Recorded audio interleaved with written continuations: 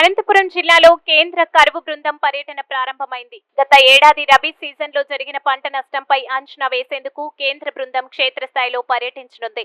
ముందుగా కలెక్టరేట్లోని రెవెన్యూ భవనంలో రాష్ట్రంలో రాయలసీమ జిల్లాలో కరువు పరిస్థితిపై ఏర్పాటు చేసిన ఫోటో ఎగ్జిబిషన్ ను జిల్లా కలెక్టర్ డాక్టర్ వినోద్ కుమార్ తో కలిసి inter ministerial central team leader Ritesh Chauhan, department of expenditure director Chinmay Pundlik Rao Gotmare ఇతర బృందం సభ్యులు పరిశీలించారు.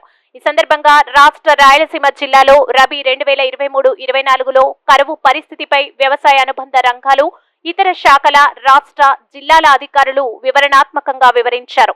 అనంతపురం, కర్నూలు, నంద్యాల, ప్రకాశం, శ్రీ సత్యసాయి, నెల్లూరు జిల్లాల పరిధిలో వ్యవసాయ ఇతర శాఖల కింద పప్పు, శనగ, జొన్న, ఉలవలు తదితర పంటలు నష్టం వివరాలు, భూగర్భ జలాలు అడుగంటడం, జిల్లాలో వర్షపాతం వివరాలు, ఉపాధి హామీ కింద చేపట్టిన వాటర్ కన్వెన్షన్ పనులు, దీర్ఘకాల యాక్టివిటీలు, horticulture plantation, urban rural water supply తదితర వివరాలను ఫోటో ఎగ్జిబిషన్ ద్వారా వివరించారు.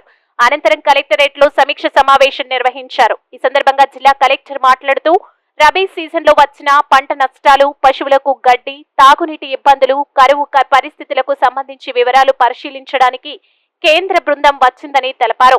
ఆంధ్రప్రదేశ్ రాష్ట్రంలో 6 జిల్లాలను గుర్తించడం జరిగిందన్నారు. ఇంటర్ మినిస్ట్రియల్ సెంట్రల్ టీం 3 బృందాలుగా ఆంధ్రప్రదేశ్ రాష్ట్రానికి వచ్చారని, అనంతపురం, శ్రీ సత్యసాయి జిల్లాలో మొదటి బృందం పర్యటిస్తుందని, కర్నూలు, నంద్యాల జిల్లాలో 2వ బృందం పర్యటిస్తుందని, నెల్లూరు జిల్లా, ప్రకాశం జిల్లాలో 3వ బృందం పర్యటిస్తుందని తెలిపారు.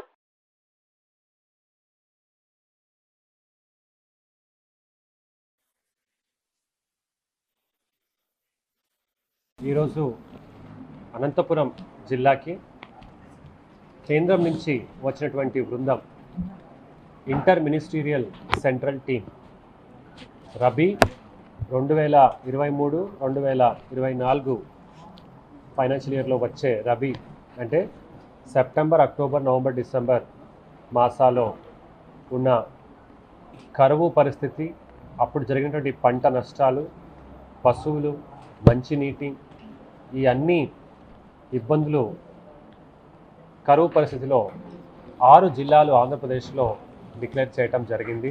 మొదట్లో బృందం అనంతపురం జిల్లా, శ్రీ సత్యసాయి జిల్లా పర్యటిస్తుంది. 2వ జిల్లా కర్నూలు మరియు నంద్యాల పర్యటిస్తుంది. 3వ జిల్లా ఆల్రెడీ చెన్నై ఎయిర్పోర్ట్ ద్వారా అది నెల్లూరు మరియు ప్రకాశం జిల్లా పర్యటన చేస్తాను.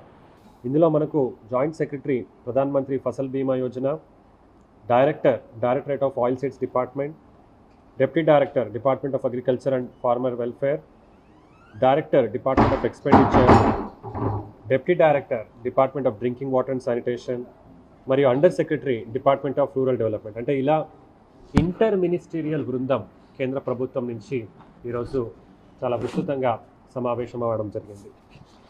ఇందులో మొత్తం రాష్ట్రంలో దాదాపు 300 కోట్ల దాకా అంచనా నివేదికని డైరెక్టర్ గారు ఇస్తే, అనంతపురం జిల్లాలో మనం ఎన్ఆర్ఈజిఎస్ కాకుండా 56 కోట్లు ఇన్పుట్ సబ్సిడీ అంటే ఆర్థిక సహాయం అడిగాము.